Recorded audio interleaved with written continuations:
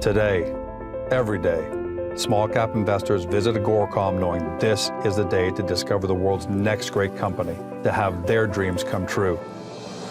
That's why I take to the open road, to find them, to tell their stories, to engage them, to bring them to life, because they want to connect with you from your office, your phone, your home, anywhere.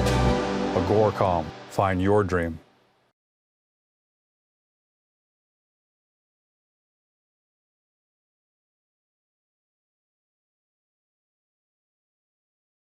Welcome to Beyond the Press Release from Dr. AGORACOM, in which we take the time to speak with small cap executives right after they put out important news. With us today, I'm happy to have him back again, Francis Dube, CEO of ZEN Graphene Solutions. The company trades on the TSX Venture Exchange under the stock symbol ZEN. For those of you who are new to the story, and that's going to be more and more of you as time goes on, ZEN's an emerging graphene technology company. They've discovered the largest and very rare ultra-high purity graphite deposit in Northern Ontario. That's the Albany graphite deposit, and now they're moving towards commercial viability. Now, more than just lip service, a lot of people like to say things like that.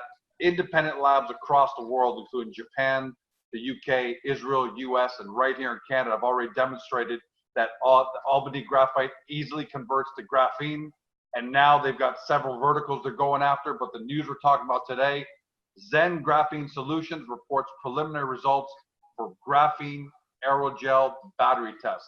Francis, welcome back to the show. Thanks, George. Happy to be here as usual. Well, you're putting out great results, so that's why we're having you back.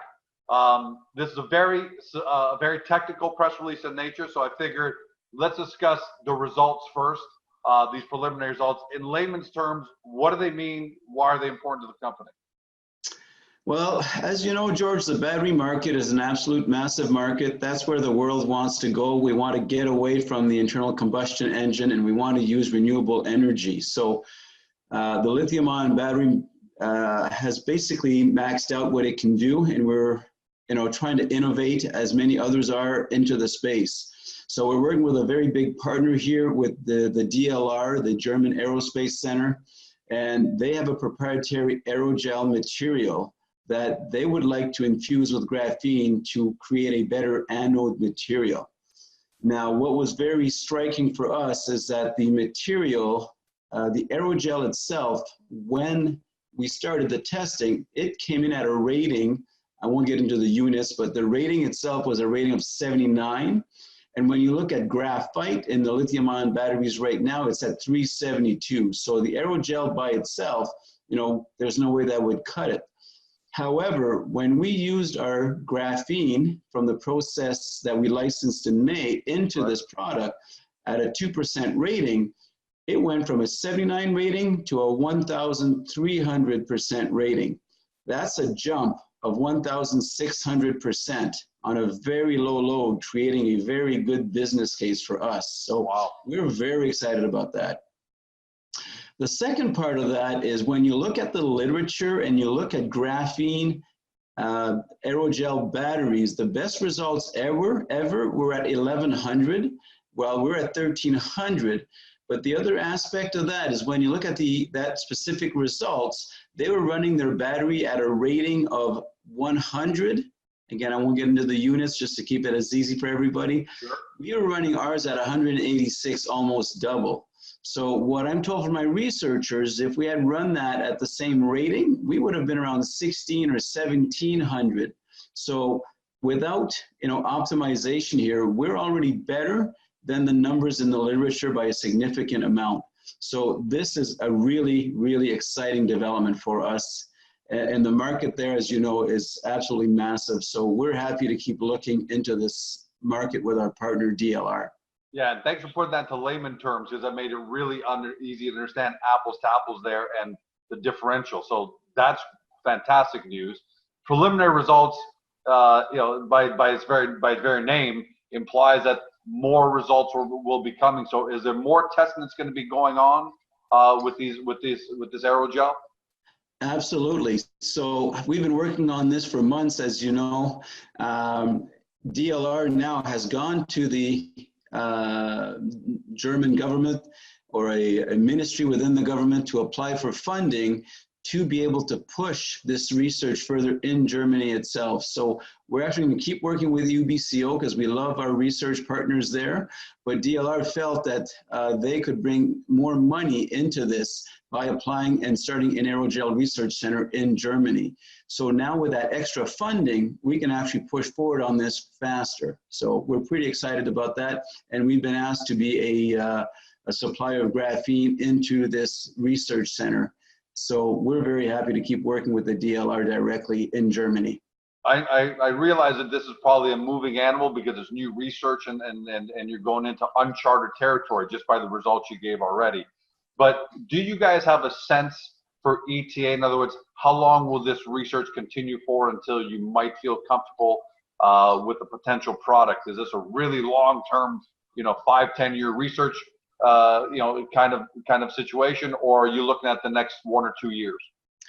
I think we're more in that 2-year range, George. The results are very promising. We're using an aerogel material that's already established. We're using our graphene from our product that we're producing with the license from the Canadian University. So this process is well understood, it's licensed, it scales up easily. So from our part, producing graphene from it is very easy, and it's a robust process. So that part is actually really well done. It's really trying to understand the battery and how it will work in different applications, maybe in lithium-ion batteries, maybe in different other batteries. So 2 years is probably a pretty good benchmark for where we will be before we can have commercial applications here. You mentioned a license a couple of times while you're giving this answer. And we know that you have a license from a Canadian university to use their process to make graphene. It sounds like that process, correct me if I'm wrong when you're giving your answer, it sounded like it was almost a secret sauce to getting you to go from 76 up to 1300. Can you tell us a little more about that license and that process?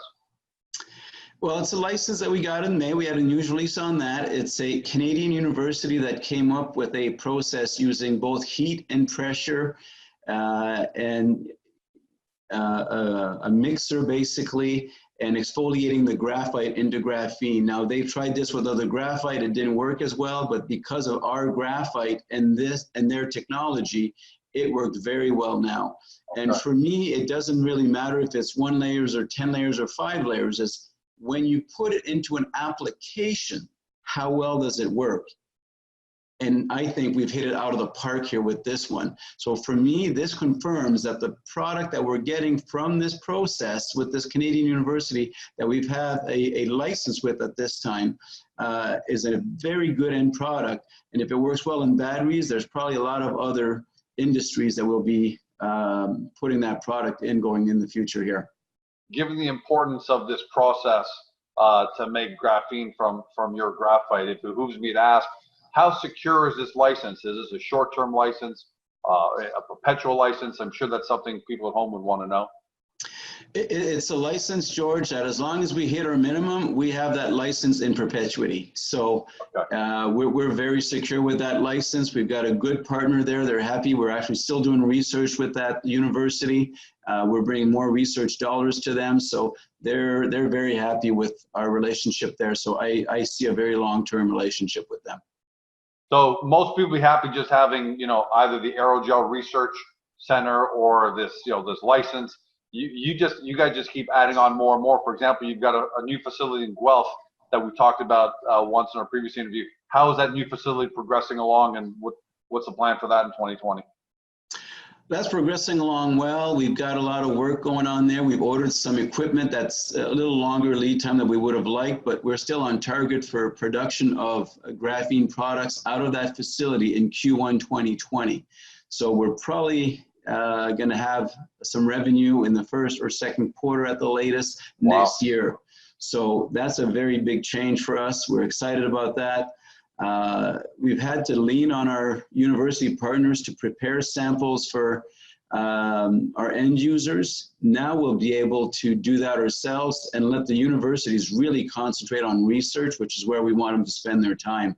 So it's got a lot of advantages for us to have our own center. You know, I was going to save this question to the end, but given the fact that you're telling us now that you're expecting your first revenues to be in, Q1 or Q2 of 2020, Francis, have we finally reached the graphene tipping point? Because, graphene a decade ago was supposed to be the super material with, all sorts of applications, but it never was able to commercialize, not at scale anyways. But given what's happened with this preliminary results from this aerogel, the federal funding it received in Germany for that center, everything that you're doing, and now you're expecting your new facility in Guelph to start producing revenues in short order. Have we reached the graphene tipping point? Are we finally going to get to the point as a global industry where it starts to make its way into our lives? I think we're there now, George. We're getting reach out by companies that have already invented a widget. They have done the prototype work. They're ready to mass produce. The holdback is that they can't source industrial quantities of high quality graphene. There's a lot of producers out there who say they have graphene. As we've talked about before, most of them are not producing a quality product in industrial quantities. So that's where we believe ZEN will come in and really help kickstart this industry. And on that note, because I follow you on Twitter, I noticed that the company joined the Graphene Council. Is that part of the reason that ZEN joined the Graphene Council, because you want to be able to have that third party validation, I guess, that you've actually got the real product and you're not one of these George's Graphene pretender companies? Absolutely, George.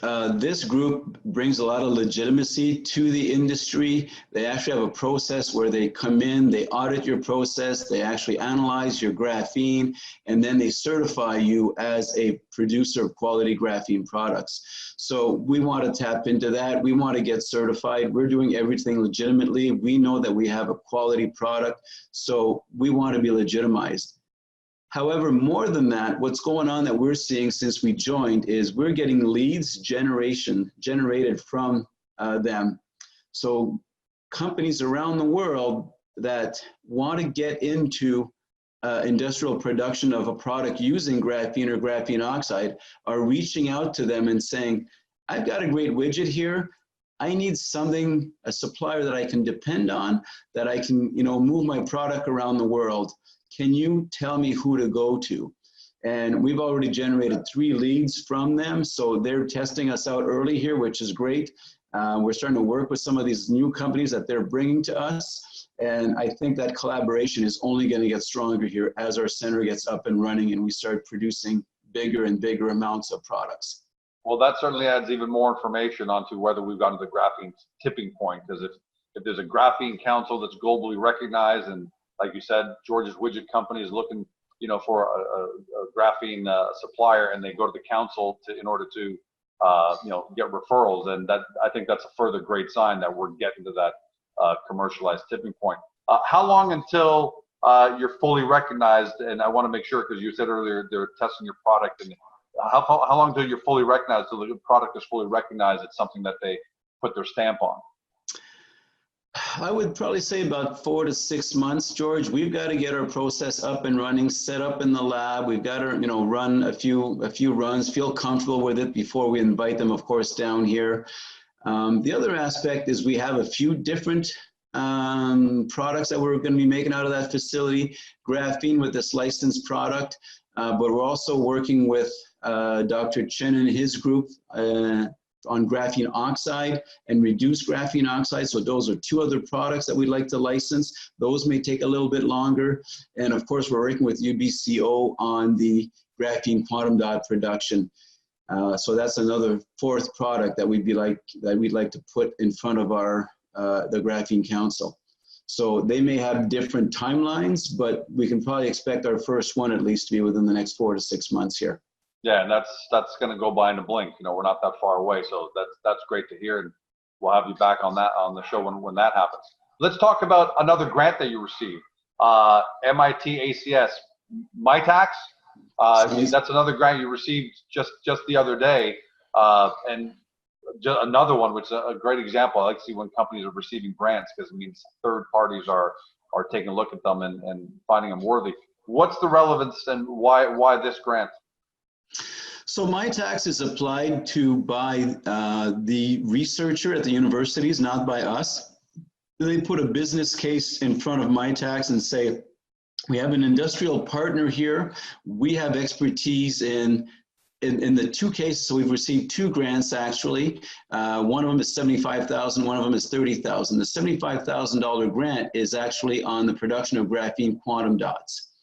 That's a $75,000 one. The other one is $30,000 for getting graphene or graphene oxide into polyurethane foams.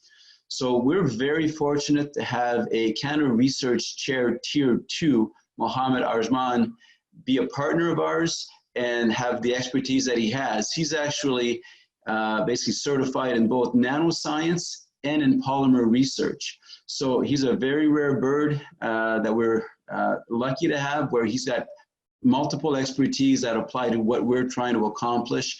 The composite market is one of the biggest markets out there for volume of graphene sales, whether we're looking at the automotive industry or the aerospace industry, coming together with better polyurethane foams, better nylons, better polyethylene, polypropylenes.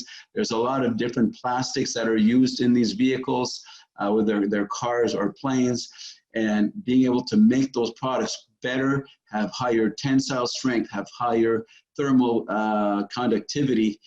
These things will have a better demand if we can accomplish this. So we're working with an expert in the field. We're getting recognition by Mitacs that's willing to put money to develop this. So we're pretty excited on the work that he's doing out at UBCO. Last question, we've got to go back to the source of all this, which is the Albany graphite deposit. You were, throughout the year for quite a while, you've been conducting baseline environmental studies. How's the progress going there? We've had a great year, George. We're almost finished. We'll go back in about 2 weeks and pick up the last of our equipment there. We'll have a full meeting with ERM. It's already scheduled for early December. We'll have a debrief on the year, what we've received in terms of results. We'll have a news release when that comes out. And then we'll probably be rolling right into the second year of that environmental work next year and just keep the ball rolling there, because we don't want to have any delays when we want to get to permitting and to production of the Albany graphite mine when we get the demand set up. It's almost in the second week of November now, so I'm not sure if we're going to have you back on, because I don't know what press releases you may or may not have coming. So just in case this is our last one for the year, how do you feel about how the year went for the company with all this happening? I mean, to me on the outside, it looks like things went really well, but naturally everyone wants to hear from you. As expected, better than expected, maybe worse than expected?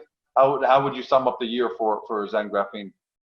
I would say as expected, George, maybe better than expected a little bit. We set ourselves a bunch of goals at the beginning of the year. We actually laid out those goals at the beginning of the year. We'll do the same in January here for 2020. And those goals included getting the metallurgy solved, getting the bulk sample done, starting the environmental assessment, developing ways to make graphene from our graphite. We've already licensed one. We're getting close to another one with the graphene oxide. So all these things we've accomplished. We've also had a lot of good results on getting our graphene into applications, whether it be aluminum, epoxies. We had some concrete results. We did some work on our tailings material that could be actually have an economic use where we wouldn't have to store tailing ponds. So we've done a lot of great work across the beam here. The battery results are stellar. We're getting more relationships with end users that are seeing how well our graphite and our graphene performs. So honestly, we've had a great year. We're very excited, and I think 2020 will just be a build on to the foundation we built this year. Well, Francis, thanks so much for joining us today to talk about this latest press release and even the Mitacs grant on top of that. Congratulations on what looks like it's been a really great year. I may have you back, I don't know, but just in case, I want to say that. And thank you for joining us today. Thanks, George. Always a pleasure. Thank you for doing this. You've been watching Francis Dube. He's CEO over at ZEN Graphene Solutions. The company trades on the TSX Venture Exchange under the stock symbol ZEN. For those of you who now want to do more due diligence, Start at AGORACOM, get there, punch in the company's name or stock symbol, take a look at all the information we have there. Watch, if you're new to the company, watch the previous interviews we've done with Francis throughout 2019, and then finally use the link to get over to the company's website and finish off your due diligence, because this is definitely a company worth looking at. Thanks for joining us today, everyone. Have a fantastic day. Talk to you soon.